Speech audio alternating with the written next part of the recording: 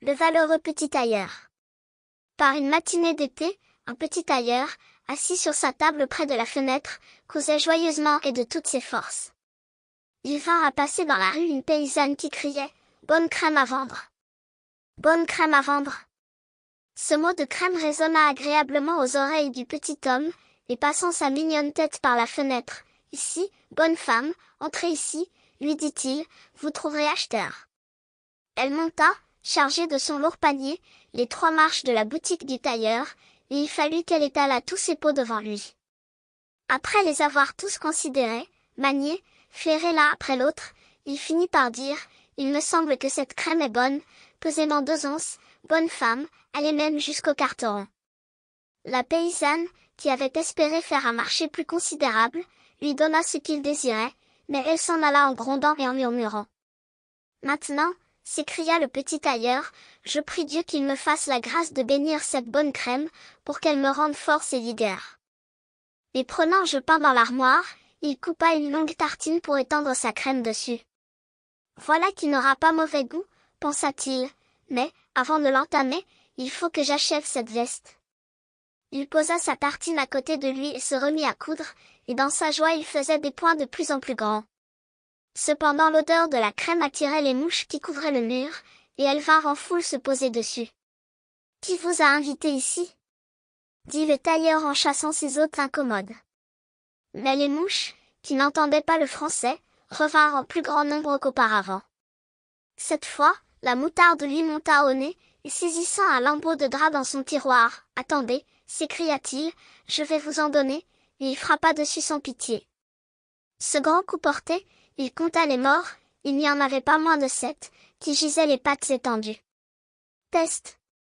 Se dit-il, étonné lui-même de sa valeur, il paraît que je suis un gaillard, il faut que toute la ville le sache. » Puis, dans son enthousiasme, il se fit une ceinture et broda dessus en grosses lettres, « Jean Labassette d'un coup. » Mais la ville ne suffit pas, ajouta-t-il encore, il faut que le monde tout entier l'apprenne. Le cœur lui frétillait de joie dans la poitrine comme la queue d'un petit agneau. Il mit donc sa ceinture et résolut de courir le monde, car sa boutique lui semblait désormais un trop petit théâtre pour sa valeur. Avant de sortir de chez lui, il chercha dans toute la maison s'il n'avait rien à emporter, mais il ne trouva qu'un vieux fromage qu'il mit dans sa poche. Devant sa porte, il y avait un oiseau en cage, il le mit dans sa poche avec le fromage. Puis il enfila bravement son chemin. Comme il était leste et actif, il marcha sans se fatiguer. Il passa par une montagne au sommet de laquelle était assis un énorme géant qui regardait tranquillement les passants. Le petit tailleur alla droit à lui et lui dit « Bonjour, camarade, te voilà assis, tu regardes le monde à tes pieds ? Pour moi, je me suis mis en route et je cherche les aventures. Veux-tu venir avec moi ?» Le géant lui répondit d'un air de mépris « Petit drôle. Petit avortin, est-il possible ?» s'écria le petit tailleur. Boutonnant son habit, il montra sa ceinture au géant en lui disant « Lis ceci, tu verras à qui tu as affaire. » Le géant, qui lut, cep d'un coup, s'imagina que c'étaient des hommes que le tailleur avait tués, et conçut un peu plus de respect pour le petit personnage. Cependant, pour l'éprouver, il prit un caillou dans sa main et le pressa si fort que l'eau en suintait. « Maintenant, dit-il, fais comme moi, si tu as de la vigueur. » « N'est-ce que cela ?» répondit le tailleur, « c'est un jeu d'enfant dans mon pays. » Et fouillant à sa poche il prit son fromage mou et le serra dans sa main de façon à en faire sortir tout le jus. « Eh bien, ajouta-t-il, voilà qui te vaut bien, ce me semble. » Moi, le géant ne savait que dire et ne comprenait pas qu'un nain pût être si fort. Il prit un autre caillou et le lança si haut que l'œil le voyait à peine, en disant, « Ah Alain, petit homme, fais comme moi. » Bien lancé, dit le tailleur, mais le caillou est retombé. Moi, j'en vais lancer un autre qui ne retombera pas, et prenant l'oiseau qui était dans sa poche, il le jeta en l'air. L'oiseau, joyeux de se sentir libre, s'envola à tire-d'aile, et ne revint pas, qu'en dis-tu, cette fois, camarade ? Ajouta-t-il, c'est bien fait, répondit le géant, mais je veux voir si tu portes aussi lourd que tu lances loin. Et il conduisit le petit tailleur devant un chêne énorme qui était abattu sur le sol. « Si tu es vraiment fort, dit-il, il faut que tu m'aides à enlever cet arbre. Volontiers, répondit le petit homme, prends le tronc sur ton épaule, je me chargerai des branches et de la tête, c'est le plus lourd. Le géant prit le tronc sur son épaule, mais le petit tailleur s'assit sur une branche de sorte que le géant, qui ne pouvait pas regarder derrière lui, portait l'arbre tout entier et le tailleur par-dessus le marché. Il s'était installé paisiblement, il sifflait gaiement le petit air, il était 3 tailleurs qui chevauchaient ensemble, comme si c'eût été pour lui un jeu d'enfant que de porter un arbre. Le géant, écrasé sous le fardeau et n'en pouvant plus au bout de quelques pas, lui cria « Attention, je laisse tout tomber ». Le petit homme sauta lestement en bas, et saisissant l'arbre dans ses 2 bras, comme s'il en avait porté sa part, il dit au géant « Tu n'es guère vigoureux pour un gaillard de ta taille ». Ils continuèrent leur chemin. Comme ils passaient devant un cerisier, le géant saisit la tête de l'arbre où étaient les fruits les plus mûrs, la courbant jusqu'en bas, la mit dans la main du tailleur pour lui faire manger les cerises. Mais celui-ci était bien trop faible pour la maintenir. Quand le géant l'eut lâché, l'arbre en se redressant emporta le tailleur avec lui. Il redescendit sans se blesser, mais le géant lui dit « Qu'est-ce donc? Est-ce que tu n'aurais pas la force de courber une pareille baguette ?»« Il ne s'agit pas de force, » répondit le petit tailleur, « qu'est-ce que cela pour un homme qui en a abattu 7 d'un coup? J'ai sauté par-dessus l'arbre pour me garantir du plomb, parce qu'il y avait en bas des chasseurs qui tiraient au buisson. Faire autant, si tu peux. » Le géant essaya, mais il ne put sauter par-dessus l'arbre, et il resta embarrassé dans les branches. Ainsi le tailleur conserva l'avantage. « Puisque tu es un si brave garçon, dit le géant, il faut que tu viennes dans notre caverne et que tu passes la nuit chez nous. » Le tailleur y consentit volontiers. Quand ils furent arrivés, ils trouvèrent d'autres géants assis près du feu, tenant à la main et mangeant chacun un mouton rôti. Le tailleur jugeait l'appartement plus grand que sa boutique. Le géant lui montra son lit et lui dit de se coucher. Mais, comme le lit était trop grand pour un si petit corps, il se blottit dans un coin. À minuit, le géant, croyant qu'il dormait d'un profond sommeil, saisit une grosse barre de fer et en donna un grand coup au beau milieu du lit. Il pensait bien avoir tué l'avorton sans rémission. Au petit jour, les géants se levèrent et allèrent dans le bois. Ils avaient oublié le tailleur. Quand ils le virent sortir de la caverne d'un air joyeux et passablement effronté, ils furent pris de peur. Craignant qu'il ne les tuât tous, ils s'enfuirent au plus vite. Le petit tailleur continua son voyage, toujours le nez au vent. Après avoir longtemps erré, il arriva dans le jardin d'un palais. Comme il se sentait un peu fatigué, il se coucha sur le gazon et s'endormit. Les gens qui passaient par là se mirent à le considérer de tous côtés et lurent sur sa ceinture, 7 d'un coup. Ah! Se dirent-ils, qu'est-ce que ce foudre de guerre vient faire ici au milieu de la paix? Il faut que ce soit quelque puissant seigneur. Ils allèrent en faire part au roi, en ajoutant que, si la guerre venait à éclater, ce serait un utile auxiliaire qu'il faudrait s'attacher à tout prix. Le roi goûta ce conseil et envoya un de ses courtisans au petit homme pour lui offrir du service aussitôt qu'il serait éveillé. L'envoyé resta en sentinelle près du dormeur. Quand celui-ci eut commencé à ouvrir les yeux et à se tirer les membres, il lui fit ses propositions. « J'étais venu pour cela, » répondit l'autre, « et je suis prêt à entrer au service du roi. » On le reçut avec toutes sortes d'honneurs, et on lui assigna un logement à la cour. Mais les militaires étaient jaloux de lui et auraient voulu le voir 1000 lieues plus loin. Qu'est-ce que tout cela deviendra? Se disaient-ils entre eux, si nous avons quelque querelle avec lui, il se jettera sur nous et en abattra 7 à chaque coup. Pas un de nous ne survivra. Ils se résolurent d'aller trouver le roi et de lui demander tout leur congé. Nous ne pouvons pas, lui dirent-ils, rester auprès d'un homme qui en abat 7 d'un coup. Le roi était bien désolé de voir ainsi tous ses loyaux serviteurs l'abandonner, il aurait souhaité de n'avoir jamais vu celui qui en était la cause et s'en serait débarrassé volontiers. Mais il n'osait pas le congédier, de peur que cet homme terrible ne le tuât ainsi que son peuple pour s'emparer du trône.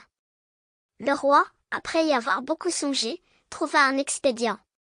Il envoya faire au petit tailleur une offre que celui-ci ne pouvait manquer d'accepter en sa qualité de héros. Il y avait dans une forêt du pays 2 géants qui commettaient toutes sortes de brigandages, de meurtres et d'incendies. Personne n'approchait d'eux sans craindre pour ses jours.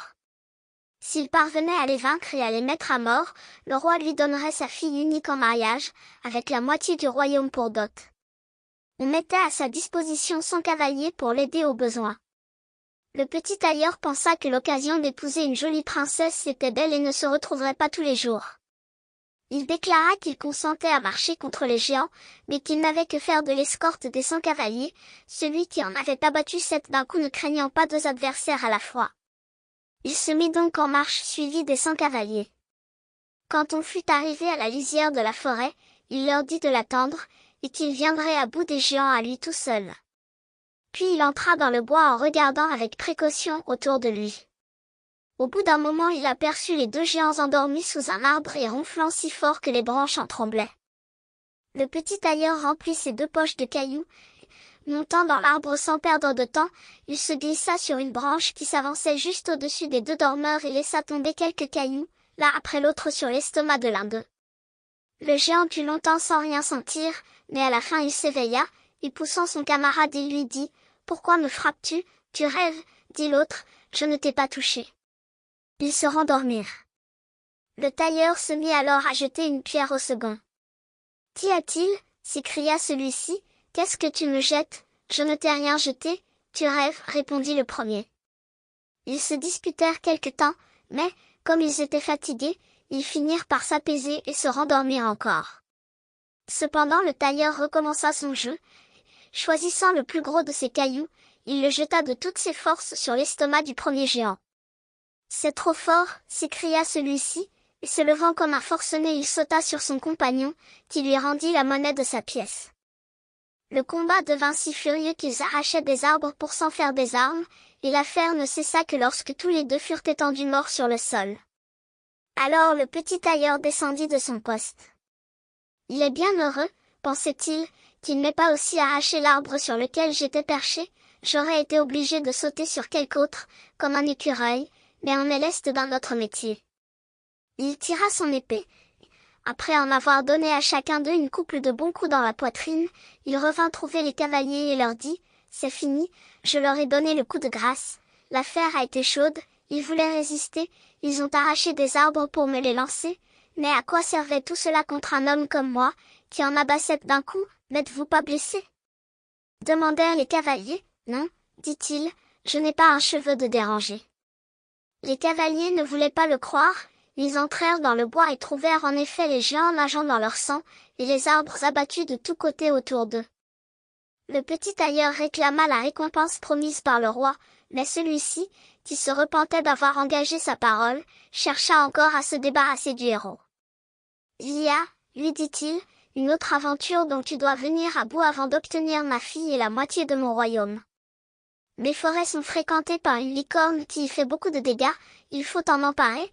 Une licorne me fait encore moins peur que 2 géants, 7 d'un coup, c'est ma devise. » Il prit une corde et une hache et entra dans le bois, en ordonnant à ceux qui l'accompagnaient de l'attendre au dehors. Il n'eut pas à chercher longtemps, la licorne apparut bientôt, et elle s'élança sur lui pour le percer. « Doucement, doucement, dit-il, trop vite ne vaut rien. » Il resta immobile jusqu'à ce que l'animal fût tout près de lui, et alors il se glissa lestement derrière le tronc d'un arbre. La licorne, qui était lancée de toutes ses forces contre l'arbre, y enfonça sa corne si profondément qu'il lui fut impossible de la retirer, et qu'elle fut prise ainsi. « L'oiseau est en cage, se dit le tailleur, et sortant de sa cachette, il s'approcha de la licorne, lui passa sa corde autour du cou, à coups de hache il débarrassa sa corne enfoncée dans le tronc. Quand tout fut fini, il amena l'animal devant le roi. Mais le roi ne pouvait se résoudre à tenir sa parole. Il lui posa encore une 3e condition. Il s'agissait de s'emparer d'un sanglier qui faisait de grands ravages dans les bois. Les chasseurs du roi avaient ordre de prêter main forte. Le tailleur accepta en disant que ce n'était qu'un jeu d'enfant. Il entra dans le bois sans les chasseurs, et ils n'en furent pas fâchés, car le sanglier les avait déjà reçus maintes fois de telle façon qu'ils n'étaient nullement tentés d'y retourner. Dès que le sanglier eut aperçu le tailleur, il se précipita sur lui, en écumant et en montrant ses défenses aiguës pour le découdre, mais le léger petit homme se réfugia dans une chapelle qui était là tout près, et en ressortit aussitôt en sautant par la fenêtre. Le sanglier y avait pénétré derrière lui, mais un de bon le tailleur revint à la porte et la ferma, de sorte que la bête furieuse se trouva prise, car elle était trop lourde et trop massive pour s'enfuir par le même chemin. Après cet exploit, Il appela les chasseurs pour qu'ils vissent le prisonnier de leurs propres yeux, et il se présenta au roi, auquel force fut cette fois de s'exécuter malgré lui et de lui donner sa fille et la moitié de son royaume. Il eût eu bien plus de mal encore à se décider s'il avait su que son gendre n'était pas un grand guerrier, mais un petit manieur d'aiguille. Les noces furent célébrées avec beaucoup de magnificence et peu de joie, et d'un tailleur on fit un roi.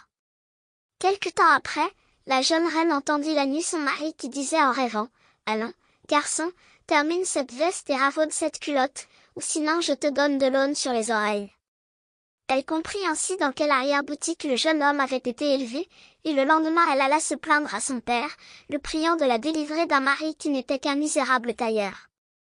Le roi lui dit pour la consoler, « La nuit prochaine, laisse ta chambre ouverte, mes serviteurs se tiendront à la porte, et, quand il sera endormi, ils entreront, et le porteront chargé de chaînes sur un navire qui l'emmènera bien loin. » La jeune femme était charmée, mais l'écuyer du roi, qui avait tout entendu et qui aimait le nouveau prince, alla lui découvrir le complot. « J'y mettrai bon ordre, lui dit le tailleur. Le soir il se coucha comme à l'ordinaire. Quand sa femme le crut bien endormi, elle alla ouvrir la porte et se recoucha à ses côtés. Mais le petit homme, qui faisait semblant de dormir, se mit à crier à haute voix, « Allons, garçon, termine cette veste et ravaude cette culotte, ou sinon je te donne de l'aune sur les oreilles. J'en ai abattu 7 d'un coup, j'ai tué 2 géants, chassé une licorne, pris un sanglier, aurais-je donc peur des gens qui sont blottis à ma porte ?» En entendant ces derniers mots, ils furent tous pris d'une telle épouvante, qu'ils s'enfuirent comme s'ils avaient eu le diable à leur trousse, et que jamais personne n'osa plus se risquer contre lui. Et de cette manière il conserva toute sa vie la couronne.